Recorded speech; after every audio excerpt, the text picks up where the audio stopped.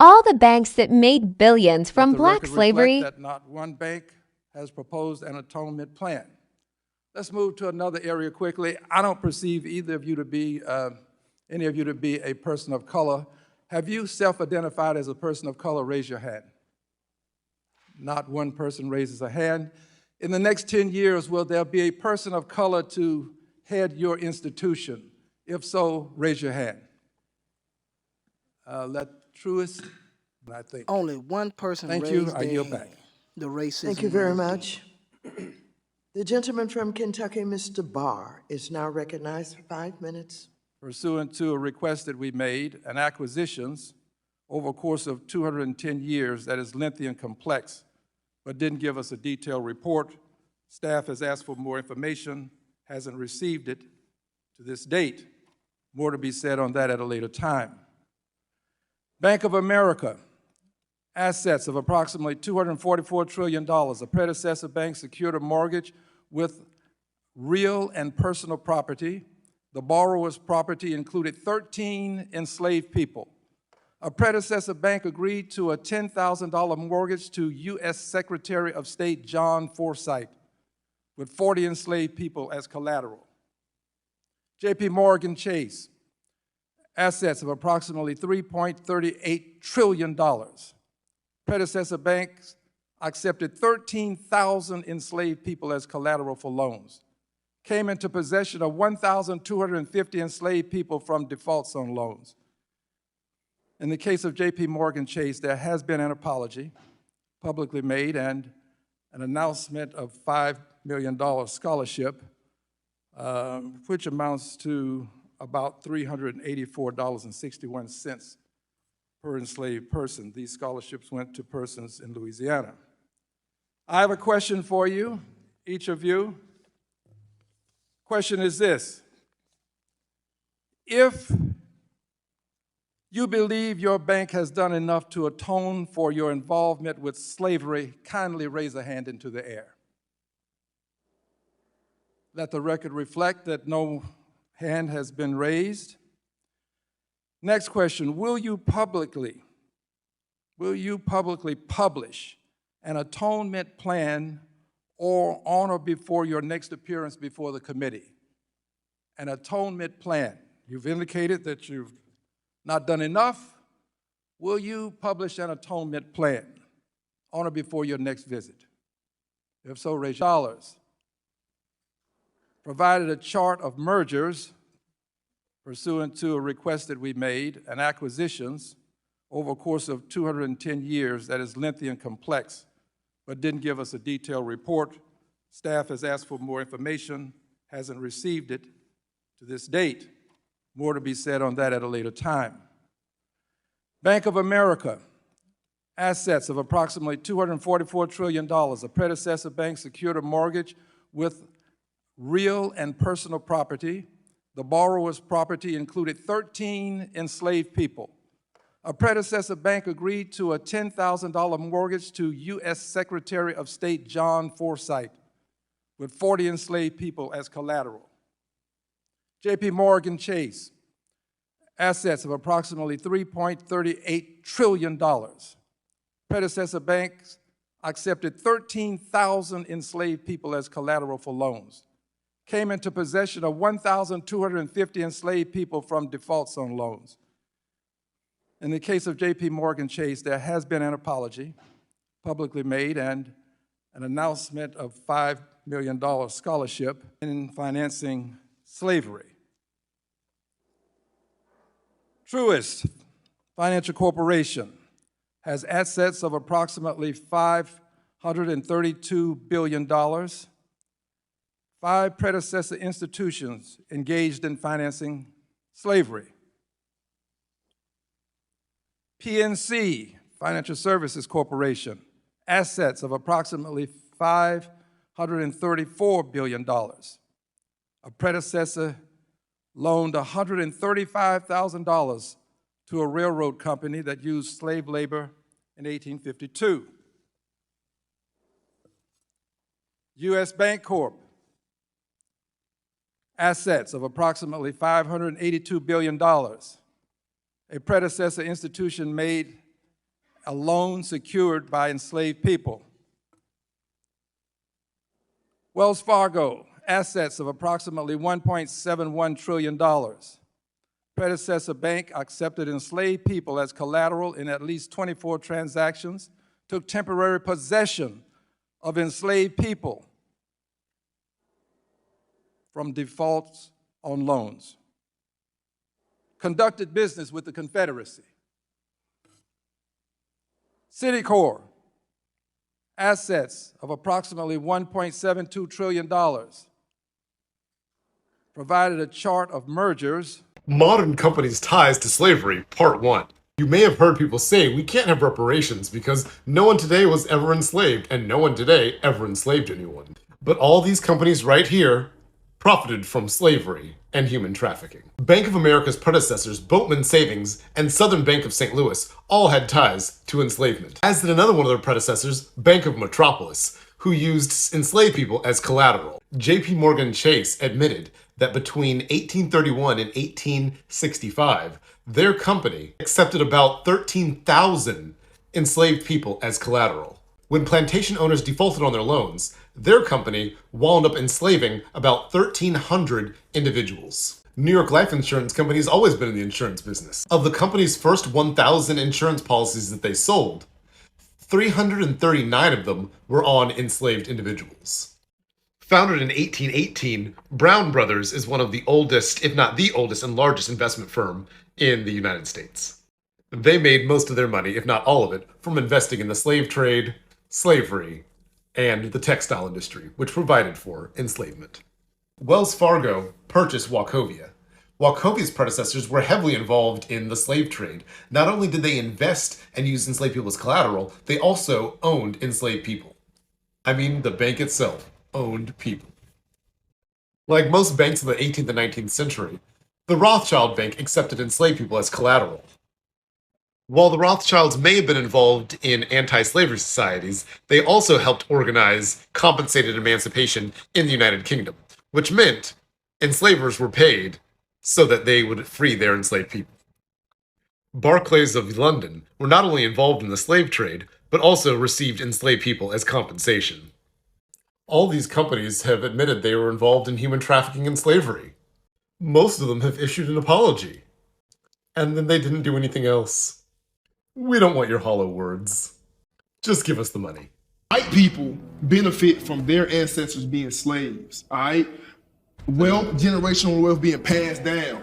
You know what I'm saying? But you know what I'm saying? Like businesses and things of that nature, land, all of that shit being passed down, and y'all benefited from. This is Jebediah. Jebediah inherited over 100 acres of land, his father's South Carolina plantation in the late 1800s.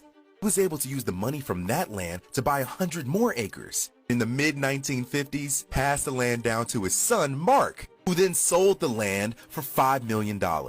Mark started a successful real estate company that he passed down to his son, Tim. Tim was able to take all of the wealth that he generated basically because he was just born. This is his daughter, Sarah Beth. Sarah Beth was able to go to the best schools, live in the best neighborhoods, and have the most wonderful extracurricular activities. He's now getting an engineering degree from Syracuse, already has jobs lined up on Wall Street, has never had to work a job. Are we really gonna look Sarah Beth in her cold, dead eyes and tell her that she doesn't deserve the opportunities that's been afforded to her just because she wasn't born when the wealth is accumulated? African Americans built this nation. Everything we've been taught in the American education system is all a lie. Native Americans weren't the original people of this land. We actually took it from black people. Olmec, the Mayan, the Inca, the Aztec, Mixtec, the involvement of Africans in this part of the world. Africans were already in America long before the Olmec culture came. But when you're looking at the Olmec culture, the Olmeca heads, you see that there was a presence here in America in the Gulf of Mexico that are going to build the pyramids in this particular Gulf of Mexico area, including Tres Zapotes, San Lorenzo, and other areas. We have never been exposed to this information before. We all picked one country of the world that we will pray for the rest of our lives. And so I picked Mongolia. I'm Native American. A lot of folk may not know that we descend from Mongolians who came across the land bridge between Russia and Alaska. And I thought, well, I'm going to pray for Mongolia. The true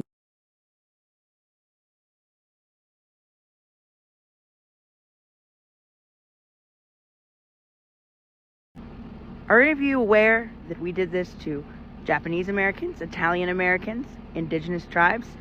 We even created a whole half-breed legal designation so that we could do it to African Americans and black people. We did this in the name of national security, and in the interest of public health, we institutionalized anybody that pushed back. We took their property, didn't give it back. We took their children from them, didn't give them back. We made them work as indentured servants in camps, more than 40 in Colorado alone. The best part is that in most of these cases, during World War II, we were also mining uranium, which, because of radon, poisoned their natural springs and waters on these indigenous people's lands, causing generational disease, genetic modifications, alterations, cancers. We murdered people under the U.S. Constitution. We used the U.S. Constitution to murder people. Our government, our elected one, Dwight D. Eisenhower, that guy. Because this exact same method of separating children from families, of cultural genocide, of annihilating language and spiritual understanding and everything that comes from a group of people, a family. We purposefully annihilated it. Is white culture. White what? Culture? I don't even know. I don't know if there is a white culture. What is white culture? Well, that might go back to white privilege then, if you're looking deeper. But white culture? People say, like, when people are defending black culture, and they go, oh, what about white culture? But white culture is nothing. We have Irish pride, and we have Italian pride, and black culture is made up because African culture was lost. Ooh. Oh gosh. What is white culture? Oh wait, white culture is taking everybody else's stuff. Yes, that's white culture. That's white culture. Oh man. White culture? Yeah, I couldn't answer that.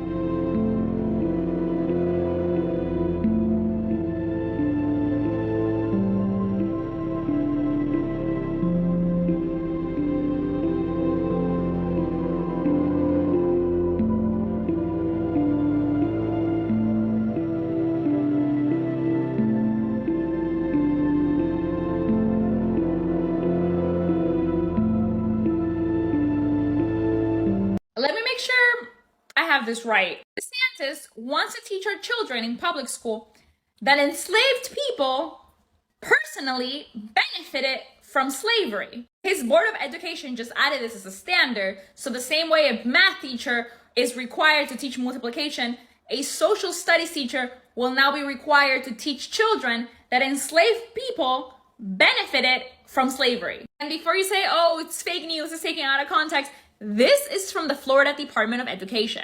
Examine the various duties and trades performed by slaves: agricultural work, painting, carpentry, etc. Instruction includes how slaves develop skills which in some cases could be applied for their personal benefit. So it wasn't that African Americans who were, again, enslaved against their will did these duties to survive. No, it was more like they had little hobbies and side hustles. I need y'all to be so for real right now. I would not say the white man is a descendant of Satan, because that would be wrong. We didn't have a Satan before white man. So the white man is Satan himself. Just yesterday in the state of Florida, they decided middle school students will be taught that enslaved people benefited from slavery. They insult us in an attempt to gaslight us, and we will not stand for it. I had to dig in and read this because the headline I thought couldn't be true, but here it is, a 216-page document from the Florida State Board of Education. One section that reads, slaves developed skills which in some instances could be applied for their personal benefits. I never thought I'd see both sidesism of slavery taught in public schools. Gather round, gather round. We have our auction to have this buck cracker. This big buck cracker is very healthy, very strong, from Western Europe. I would like to start my bidding at $1,000. I'll give you $1,500 for him. Mr. Jackson, You can't keep coming up here trying to buy my product before everybody else. Really? Yes. Well, let me ask him. Now, am I being unfair to y'all? Nah, we ain't say nothing like that. Wrap him up. Not so fast. I'll give you 1,600 for him. Seems we have ourselves an auction here. 1850. 1,900. 3,000. Ooh-wee. My cracker worth 3,000? 3,000 going once? Mr. Wayne? Going once? 3,000 going twice? This cracker's sold to the Jackson plantation. Wrap him up. That's my cracker. The panel is made up of white men. This is not a pejorative. You've all sermonized to a certain extent about diversity. If you believe that your likely successor will be a woman or a person of color, would you kindly extend a hand into the air? Let the record reflect.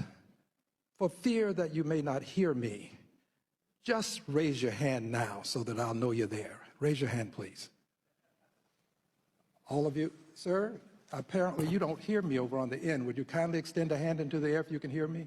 Next to the gentleman that raised his hand, would you extend a hand, please? With the glasses, perhaps I should call your name. Mr. Sharp, would you? Thank you. I know it's difficult to go on the record sometimes, but the record has to be made. All white men, and none of you, not one, appears to believe that your successor will be a female or a person of color. Next question has to do with something near and dear to my heart. My ancestors were slaves. In 2005, is it true that J.P. Morgan released information directly indicating that it directly benefited from slavery?